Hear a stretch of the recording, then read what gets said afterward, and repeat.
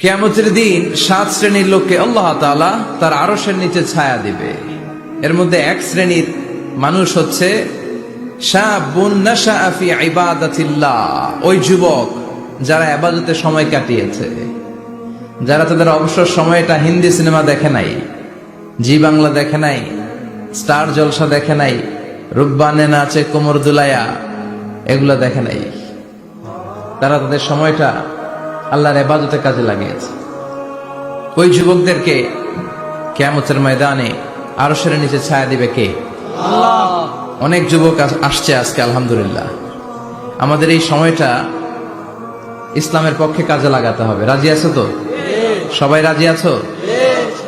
কিন্তু দুর্ভাগ্যজনক হলেও সত্য, বাংলাদেশে যুবকদের চরিত্র নষ্ট করার জন্য, তাদের এইম নষ্ট করে দেওয়ার জন্য, তাদের ক্যারিয়ার গুলো নষ্ট করে দেওয়ার জন্য যা যা দরকার তার সব কিছুর বন্দোবস্ত বাংলাদেশে আছে না নাই?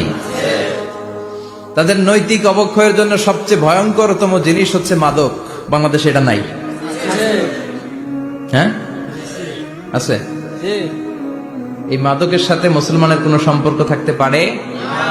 সিগারেটের সাথে মুসলমানের কোনো সম্পর্ক থাকতে পারে? সিগারেটের অভ্যাস আমাদের নাই তো? হ্যাঁ, এটা কিন্তু জাহান্নামের খাবার। খেয়াল রাখবেন, সুগন্ধি, সুগন্ধি, this is the sign of paradise. সুঘ্রাণ, এটা হচ্ছে জান্নাতের আলামত। আর ধোঁয়া, এটা জাহান্নামের আলামত। কথা কন, ধোঁয়া কিসের আলামত? আগুন জ্বালাইলে কি ওঠে? ধোঁয়া ওঠে। সিগারেট খেলে কি ওঠে? পৃথিবীতে এই একটা মাত্র খাবার আছে যেটা টয়লেটে বসে খাওয়া যায়। কথা বলেন, খাওয়া যায় না? টয়লেটে বসে খায়। আর পৃথিবীতে এই একটা মাত্র খাবার, পণ্য, যেই পণ্যের উপরে লেখা থাকে সংবিধিবদ্ধ সতর্কীকরণ, স্মোকিং কজেস ক্যান্সার, ধূমপান কর্কট রোগের কারণ, মানে ক্যান্সার রোগের কারণ। তার মানে এই পণ্যটা খেলে ক্যান্সার হয়। পৃথিবীতে আর কোন পণ্যের গায়ে এরকম লেখা থাকে না যে এটা খাইলে এই রোগ হয়। ফর এন এক্সাম্পল, বাজারে এক বিস্কুট আসছে। কি আসছে? এই বিস্কিটের গায়ে লেখা, এই বিস্কিট যদি কোনো বাচ্চা খায়, ওই বাচ্চা ডায়রিয়াতে মারা যাবে। উপরে লেখা। কিনবেন? কথা বলেন, কি বলবেন? তোর বিস্কুট তুই খা, তোর বলা মরুক। কথা বলেন। কিন্তু সিগারেট এমন একটা পণ্য যেটার গায়ে লেখা থাকে যে এটা খেলে মানুষ মরে, তারপরও মানুষ খায়। সিগারেট হয় টোবাকো প্ল্যান্টস থেকে, তামাক পাতা থেকে। কোত্থেকে? নাগাইশে আছে নাকি? তামাকের চাষ টাস কমে গেছে না? এটাতে আবার বেড়াটা দেয়া লাগে না, কারণ ছাগলও মুখ দেয় না। কথা বলেন তো, যেটাতে ছাগলও মুখ দেয় না, এটা কি মুমিন বান্দা মুখ দিতে পারে? জোরে বলেন। এই ধোয়ার কারণে আপনার লাংস শেষ হয়ে যাবে। লাং যেটা দিয়েছে আল্লাহ, ফুসফুস, এটা শেষ। এটার ভেতরে একটা পয়জন আছে, নিকোটিন। কি বলে? এই নিকোটিন আপনাকে শেষ করে দিবে। প্রতি বছর গোটা বিশ্বে এই নিকোটিনের কারণে হাজার হাজার মানুষ মরে যারা স্মোকিং করে। এজন্য স্মোকিং এর সাথে আমাদের কোনো সম্পর্ক থাকতে পারে? তো স্মোকিং তো অনেক পাতলা বিষয়। এখন স্মোকিং কে ছাড়িয়ে ইয়াবা, গাঞ্জা, মারিজুয়ানা, ফেন্সিডিল, এগুলো আছে না নাই?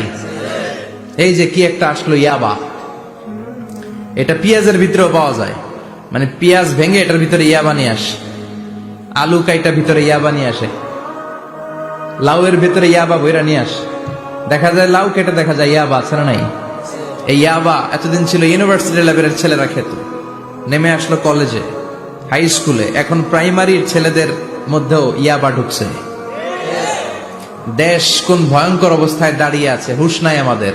তো যে যুবকেরা এবাদতে রাত কাটাবে, হ্যাঁ, এবাদত করে করে রাতের আধারে যারা সেজদাতে রয়, আমরা গানে শুনি যে চোখের পানি দিয়ে যেখানে ঝড় উঠবে যে যুবকদের, সেই যুবকেরা এখন ইয়াবা নিয়ে ব্যস্ত, মারিজুয়ানা নিয়ে ব্যস্ত, ফেন্সিডিল নিয়ে ব্যস্ত। এজন্য এলাকাতে এই ফেন্সিডিলের ব্যবসা, ইয়াবার ব্যবসা, এগুলোকে সংঘবদ্ধ হতে দিবেন না। জনপ্রতিনিধি কেউ আসছেন কিনা জানি না মঞ্চে, আমি জানি না। এটা আপনাদের দায়িত্ব। আপনারা এলাকার গণ্যমান্য ব্যক্তিবর্গদেরকে নিয়ে ওদের যে স্ট্রং একটা সিন্ডিকেট আছে এটা ভেঙে দেন, এলাকাটারে সুন্দর করেন, যুবকগুলোরে আল্লাহওয়ালা হতে সাহায্য করেন। ঠিক কিনা? তাহলে যুবকদের চরিত্র ধ্বংসের ক্ষেত্রে সবচেয়ে বড় হাতিয়ার হচ্ছে এই মাদক। নাম্বার 2, সেটা হচ্ছে পর্নোগ্রাফি। এখন হাতে হাতে মোবাইল আছে না নাই? এই যে এটা একটা সিনেমা হল, এটার নাম কি? কথা কন। যত সিনেমা আছে সব ঢুকানো যায়, আবার মাহফিলে ঢুকানো যায়। The choice is years, the decision is years. তুমি জান্নাতে যাবা না জাহান্নামের লাকড়ি হবা, সিদ্ধান্ত তোমার। এগুলোর ভিতরে এখন ব্লু ফিল্ম পাওয়া যায়, ইন্ডিয়ান নায়িকাদের নেকেড সিনারি পাওয়া যায়, যায় না? কথা কন। যুবক ভাইরা, এগুলো থেকে তোমাদের বেঁচে থাকতে হবে। তোমরা আগামী দিনের সম্ভাবনা, তোমাদেরকে অনেক দূর যেতে হবে। You have to make a very bright career for your society, for your family, for your country. তোমাদেরকে অনেক দূর যেতে হবে। এজন্য নজরের লাগামটাকে টেনে ধরতে হবে। বিষ্ণু বলেছেন, আন-নাযার সাহমুন মাসমুম মিন সিহামি ইবলিস। দৃষ্টি হচ্ছে শয়তানের বিষ মাখানো তীরবানের মধ্য থেকে একটা তীর। এই তীর দিয়ে শয়তান যুবক আর যুবতী মেয়েদেরকে কাবু করে ফেলে। ঠিক কিনা? চিল্লায় বলেন ঠিক কিনা?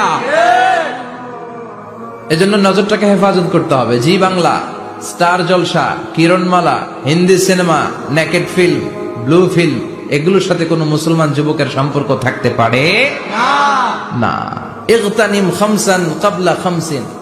5টা জিনিসকে 5টা জিনিস আসার আগে গনিমত মনে করো, কাজে লাগাও, ইউটিলাইজ করো, try to take the best out of it.